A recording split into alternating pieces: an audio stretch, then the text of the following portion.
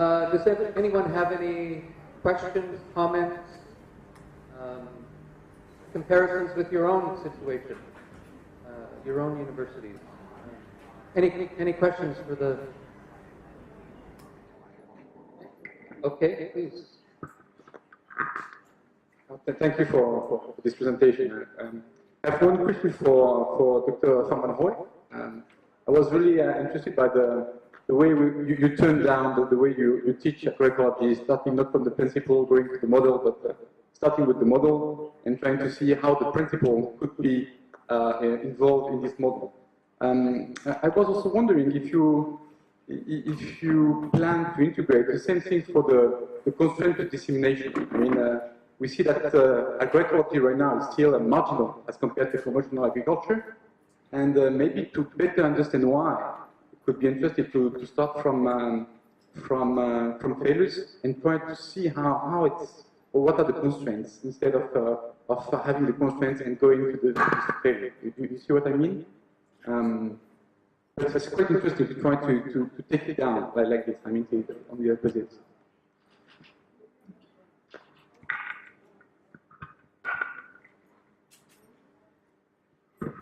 I guess we can take 2 or 3 first. So I would like to ask Dr. Surat from the Metro University.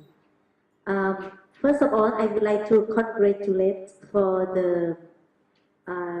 to the university on this organic movement or concept of the university.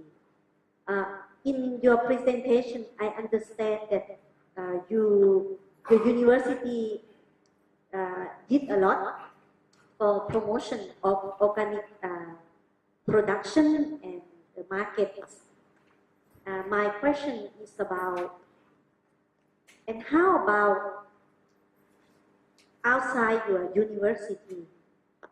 What do you do for the other people, like farmers, consumers, organic, for example?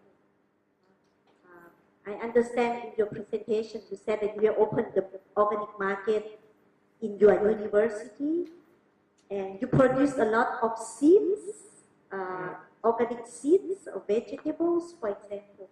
How about outside your university? What you do? Because in my understanding, the role of the university is to, research, extension outside, that people can use your knowledge, your technology, and so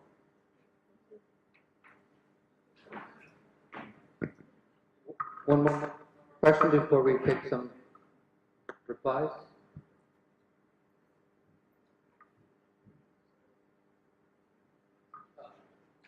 Please.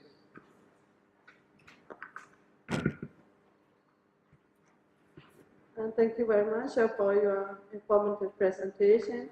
My question goes to from outside of Myanmar. I would like to know about the university curriculum and graduate demand. So, of course, our university product would be the demand-driven approach. So, if we arrange the specialization for the agroecology or organic farming specialized graduate, it will be a good job opportunity in your country or not. And I would like to know about that because comparing to our country, as our country is conventionally agriculture is more pronounced. So it will be something limitation for specialized graduate for the agroecology or organic farming. Based on our country, I would like to know about your country experience. Thank you. Okay. Any other quick questions before we go to the panel?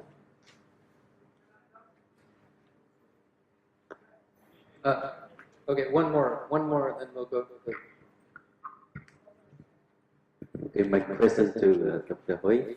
So regarding to promoting the organic agriculture, how Vietnamese government to, I mean, any about something out of your presentation, but if you can understand, please, just something. How does the government promoting the agricultural product in the country?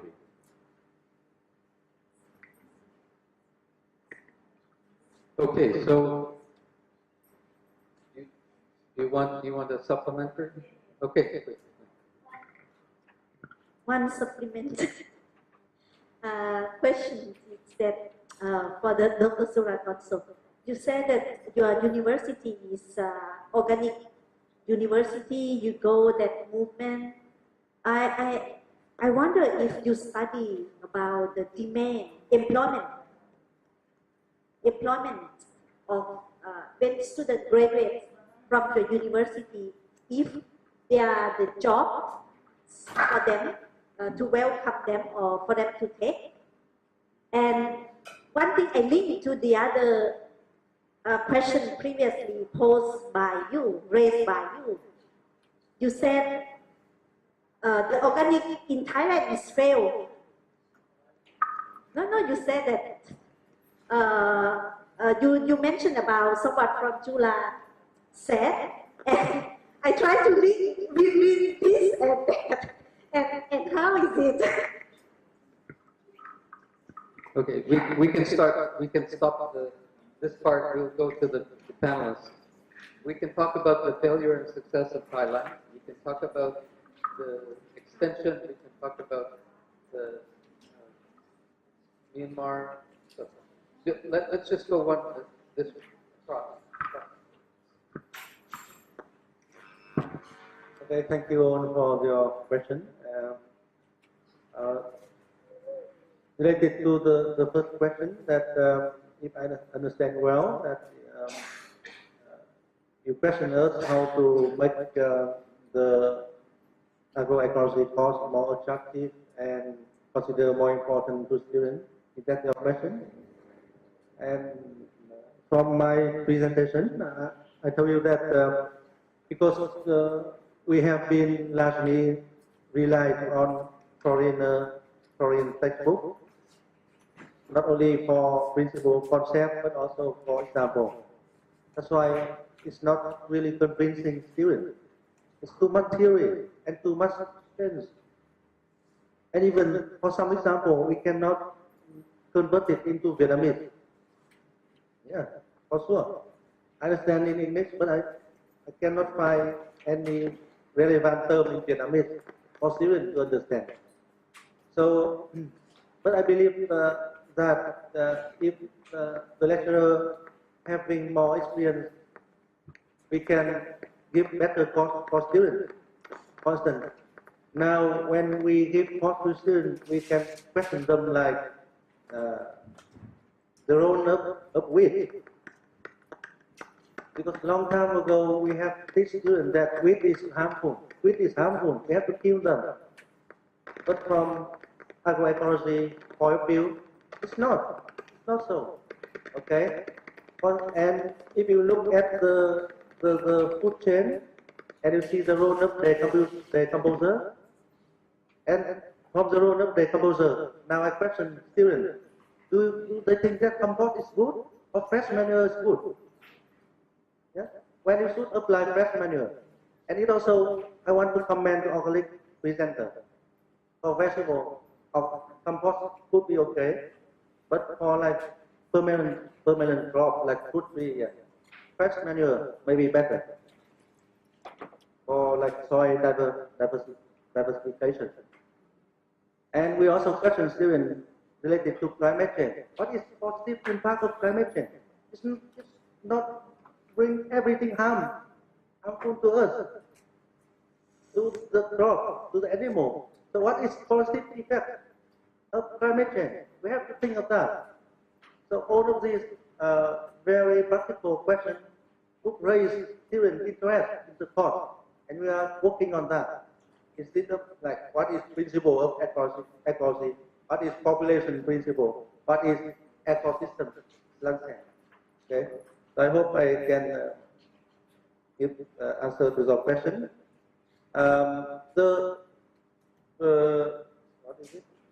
Driven approach, university driven approach. Okay. For the question related to your question that if university adopt like public driven approach for our education, you know that we are much communist oriented and driven, so everything is controlled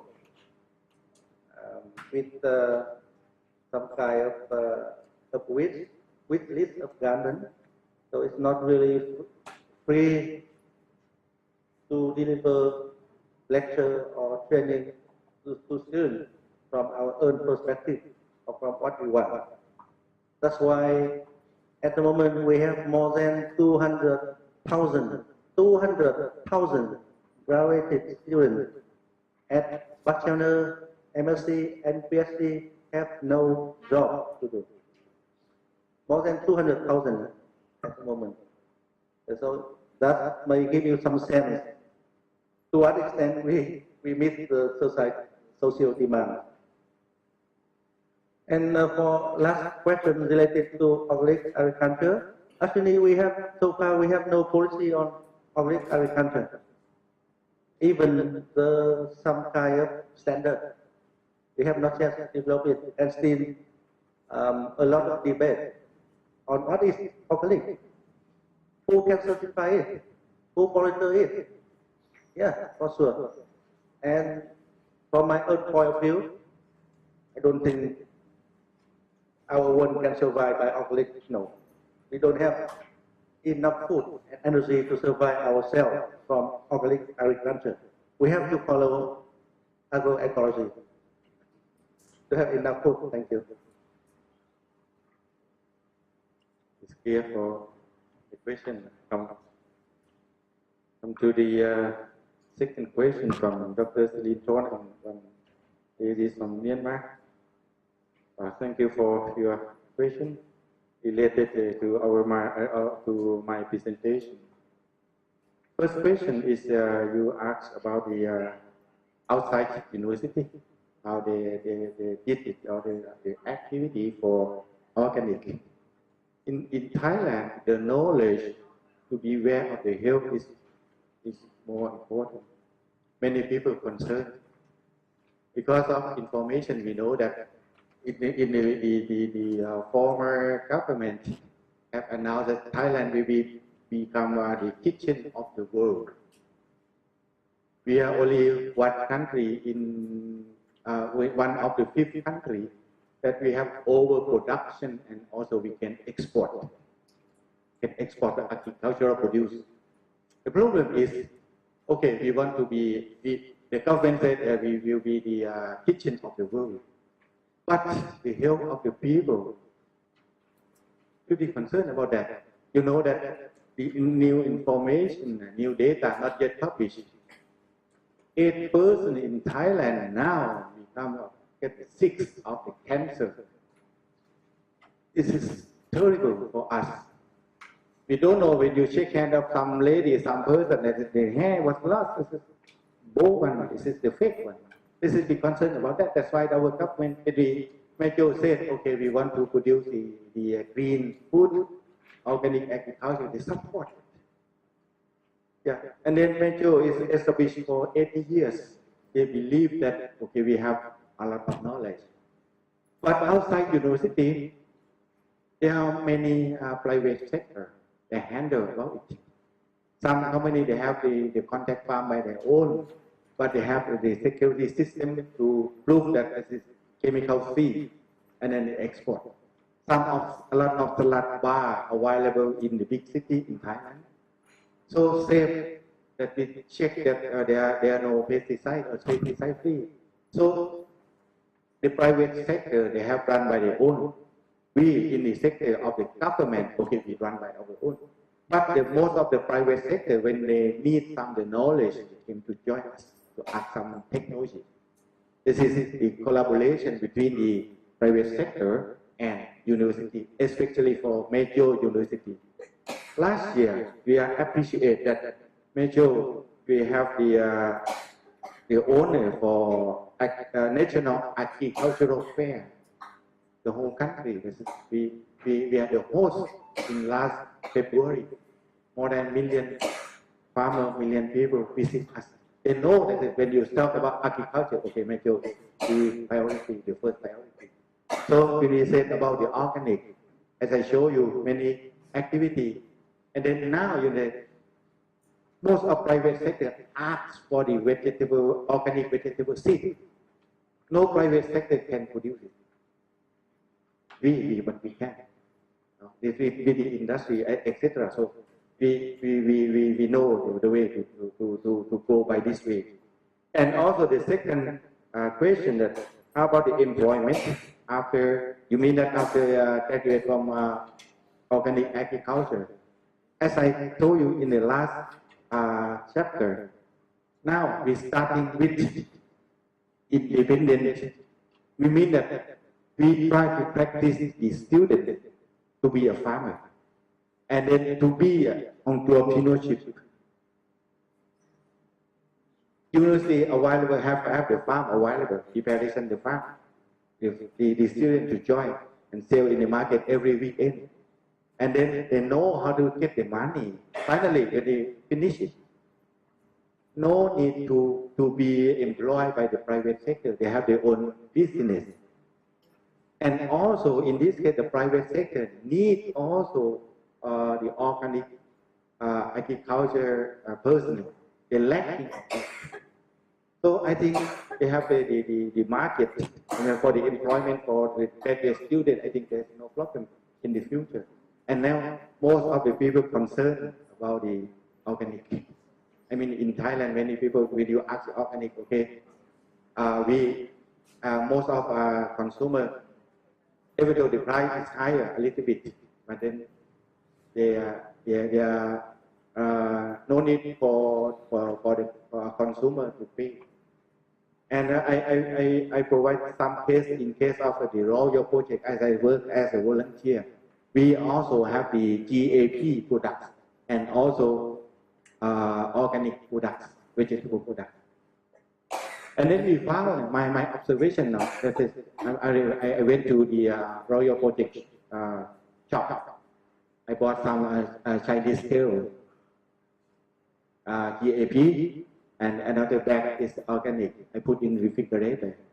3 days, the organic Chinese kale is still green, but the GAP Chinese kale turned yellow. So we know that this is the organic product is also for the shelf life can be longer.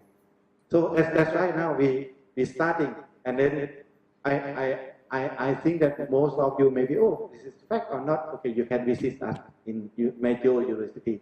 We will show you the fact we did it, and also the market. As I told you that we will open the market for the sustainable market every weekend.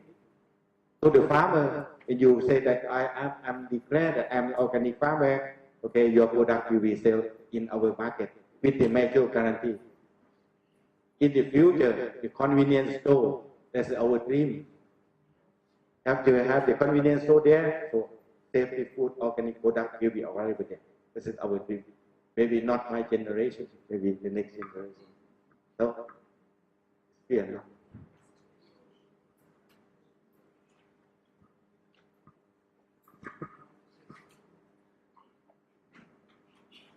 Okay, maybe I will say something just to conclude. I think this has been a very interesting session, simulating and probably leaving lots more questions that need to be answered.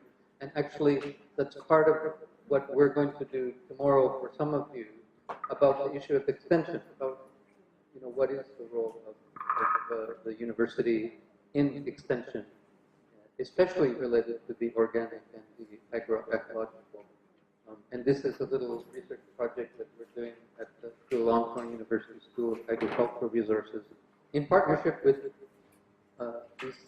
many of these colleagues and others from ASEAN universities. And we're having a regional workshop in February in Bangkok on that. So, but tomorrow we're going to have a mix, really. We've been doing workshops in all of the ASEAN countries, most of the ASEAN countries that have strong agriculture-based economies. And tomorrow we will do the one for Myanmar. And it'll be a little bit different because we have a mix of international folks there as well as the Myanmar people. But it's interesting. So,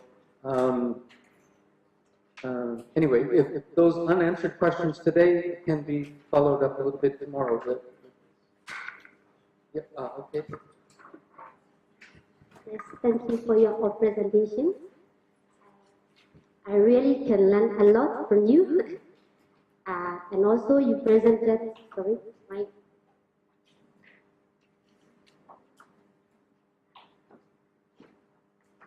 my question is to Dr. Dr. Surat. Yes.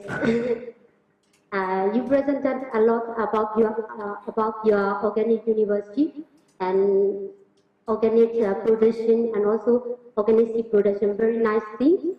But I really want to know how about your organic seed production. Maybe can you produce the amount of seed that can go to the market, or do you have any challenges for organic seed market to compare to other private companies for seed? Maybe especially in our country, Red Arrow seed company from Thailand is very famous in Java, and so something like that. You have any challenge to penetrate the market organic seed? Just for encouragement. Thank you. Yeah, for the organic seed production, I would like to say that only major we can produce for the mass amount. And the private sector, they also have some. But because the seed business, a lot of private sector, they are jumping up to join the seed, the seed market. But for the organic seed, this is difficult a little bit because of, first of all, the land should be certified. And then the Department of Agriculture inspect our field. And another organization we call IFO to certify our field before we start into seed production. I would like to say that soil fertility is very, very important for the organic seed production. And that's why we have the plant breeder, and also they are concentrate on the seed production. That's why we have the seed available. And then in Thailand, we also have the Seed Act or regulation. We have the seed regulation that's controlled by the government. We control 2 points. So first is the germination percentage. The second is the percentage of the purity. The purity and percentage of germination is very important for the seed. So the government have the Seed Act, and as regulation should be standardized. The seed with the low quality, for example, with the mix or the low germination, it should not be sold in the market. That is our regulation state that. And also for the few crops or many crops, even to the private sector, if you want to sell the seed, you ask the permission, the certificate to sell the seed. And also the government have also the seed center, especially for the open pollinate crops, especially for the maize, the corn, or the rice, soybean. So the government have the seed center available for the farmer. But for the vegetable seed, okay, the private sector, they join to share the market. So this is the system. We have the seed production. So for me, myself, I'm also make the seed production for the Royal project, especially for the red kidney bean on the highland. So we should purify seed, planting. After that, we have the system to roking, and then we have the processing, and then termination test, purity of storage, food storage. We have the complete system. So that's why the seed production is mean from the seed to seed. It's a complete system. This is our work. Yeah.